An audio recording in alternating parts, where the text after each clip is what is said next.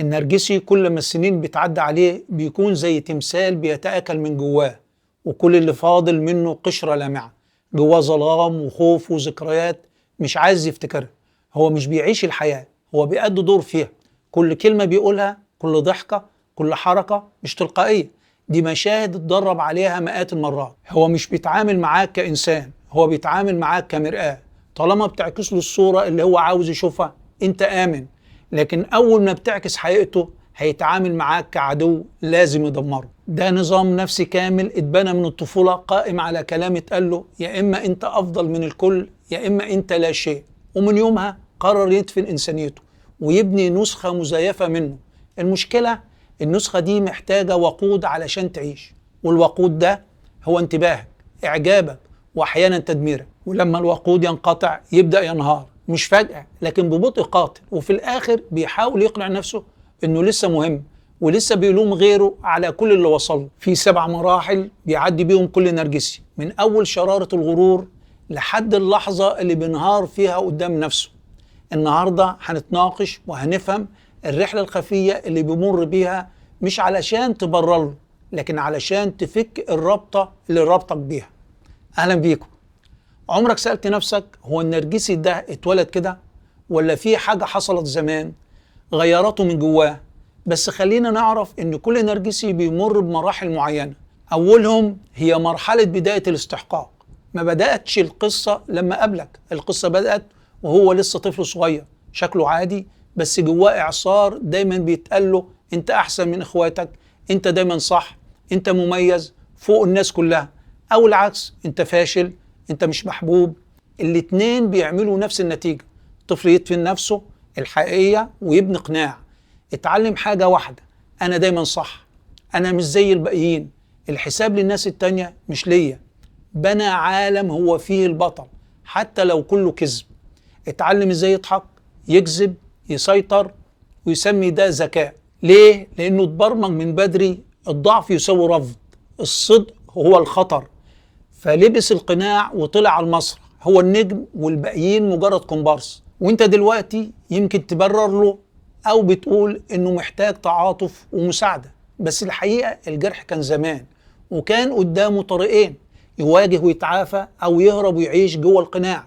هو اختار القناع وانت مش لازم تتحبس جواه. اللي حصل له زمان مش بسببك، لكن اللي بيعمله فيك دلوقتي مسؤوليته 100%.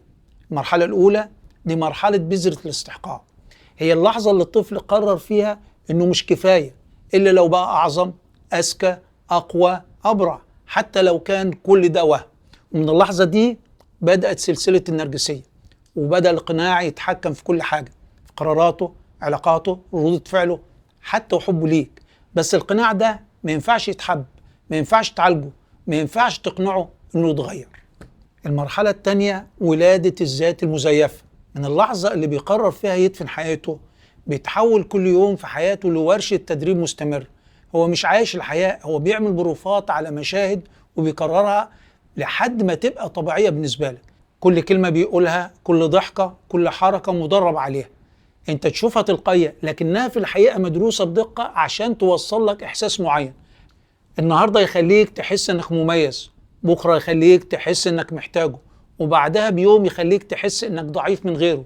هو بيشتغل على مشاعرك كأنها أزرار بيضغط عليها وقت ما يحب. الخطير هنا مش بس انه بيتقن اللعبة، لكن انه بيصدق الكذبة اللي هو بيعملها. يصدق انه فعلا النسخة المصطنعة دي، لدرجة انه ينسى هو كان مين في الأساس. وده بيخليه مش بس يسيطر عليك، لكن كمان يقدر يبرر كل حاجة بيعملها، وممكن يقلب الترابيزة عليك. ومن اللحظة دي أي علاقة بيدخلها هي مسرحية كاملة، شخصيات، الحوارات، وحتى النهايات معروفة.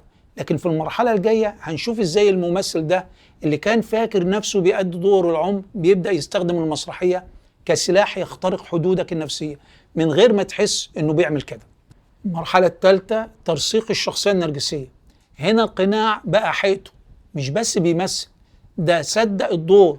كل كلمة إعجاب بيبني بها غروره. بيتعلم ازاي يخلي كل حاجة تدور حواليه، ازاي يخليك دايما في موضع الدفاع، ازاي يزرع فيك الشك لدرجة انك تسأل نفسك يمكن انا اللي غلطان. وتعاطفك سلاح بيستخدمه ضدك وحدودك حاجة هو بيختبرها كتير عشان يعرف ازاي يكسرها. وفي اللحظة دي هو مش بيمثل عشان ينجو، هو بيمثل عشان يسيطر. والمرحلة الرابعة نشوة التقدير. هنا بتحصل النقلة، القناع ما بقاش مجرد حماية، ده بقى مصدر قوته وشكله قدام الناس وقدام نفسه. بدأ ياخد إعجاب، الناس صدقت القناع، اتقال عليه ناجح، جذاب، مميز. النرجسي اكتشف ان التقدير مخدر، وكل جرعة بتفتح شهيته لجرعة أكبر. اتحول لمدمن مش على المخدرات لكن على الانتباه والإعجاب والسيطرة. عايز ناس تفضل تمدحه، تمشي وراه، تسقف له حتى وهو بيهينهم، وبيعمل ده من غير ما يهتم. والمرحلة الخامسة لعبة المرآة. هنا يبدأ الجزء المظلم بجد. النرجسي ما بقاش شايف الناس كأشخاص، انت مش إنسان بالنسبة له، انت مراية. لو بتعكس له صورته الحلوة هيحبك، لو لمحت له ان في حاجة غلط هيكسرك. العلاقات عنده مش حب، دي أدوات بيثبت بيها انه لسه فوق. لكن المشكلة الناس بدأت تحس، بدأوا يشوفوا اللي ورا القناع، والنتيجة بيخسرهم واحد ورا التاني. والمرحلة السادسة تشقق القناع.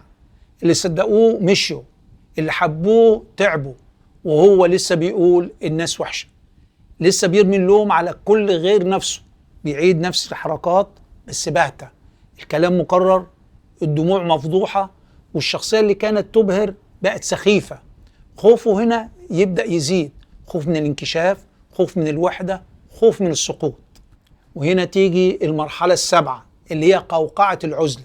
دلوقتي بدأ يدوق طعم السقوط، مفيش حد حواليه، الأصحاب اختفوا، واللي كان بيحتمي بيهم اتبخروا، بيجري ورا أي حاجة تسكت صوته الداخلي.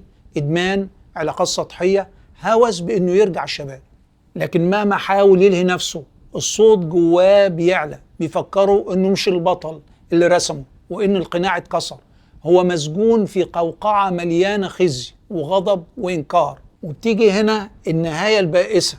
الشيخوخة عند النرجسي مش وقار، دي عقوبة، ما فيهاش احترام، ما فيش حب، ما فيش دفء. اللي حواليه بيشوفوه كائن بائس مريض غاضب، لسه بيقول أنا كنت الضحية، لسه بيصدق الكذبة اللي عاش فيها.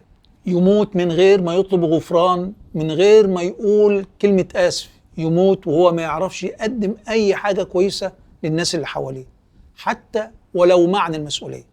وده المصير اللي بيستناه كل نرجسي. لو انت اتأذيت من حد نرجسي لازم تعرف كويس العيب مش فيك، انت ما غلطتش انك صدقت او حبيت او حتى سامحت. هو اللي اختار بايده يتخلى عن إنسانيته ويعيش في صورة مزيفة بيحاول يفرضها على الكل. اللي مر بيه مش مراحل عادية، دي رحلة طويلة لفقدان اي احساس بالناس، لحد ما بقى مجرد قناع بيدور على اعجاب من غير ما يكون في اي حاجة حقيقية جواه. عارف ان وجعك كبير، بس صدقني العقاب وصل له حتى لو انت مش شايفه. هو بيحصل له كل يوم، في كل لحظة بيحاول يقنع نفسه انه لسه مهم، والدنيا حواليه بتكشفه اكتر واكتر.